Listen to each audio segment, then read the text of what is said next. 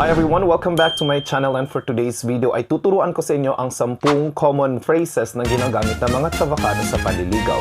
Una, kumusta ka or musta. In Chavacano, ang pagsasabihin mo is ¿qué tal tú? Pangalawa, anong pangalan mo? In Chavacano, this is how you say it, cosa di tuyo nombre. Pangatlo, taga saan ka? In Chavacano, de donde tú? Pang-apat, ilang taon ka na? In Chavacano, cuánto año niya ito? Panglima, gusto kita. In Chavacano, this is how you say it, quereo contigo. Pang-anim naman, iba yung gusto kita sa mahal kita. Pag gusto mo sabihin na mahal kita, taama iyo contigo. Again, that's taama iyo contigo.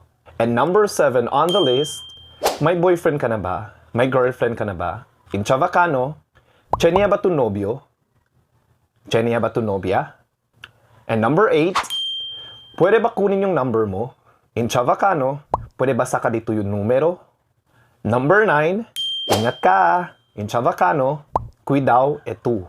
And number 10, this is how you greet either good morning, good afternoon, or good evening. If mag-greet ka ng good morning or magandang araw, in Chavacano, this is how you say it. Buenas aga.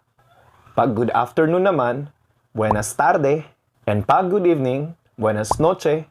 And those are the 10 common phrases na ginagamit ng mga Chavacano sa panliligaw. Kung gusto nyo pang manood ng mga ganito, simply leave a comment below kung ano yung mga phrases or mga words na gusto nyong malaman or matuto sa pagsasalita ng Chavacano. And I'm here to help. Follow, like, and subscribe for more.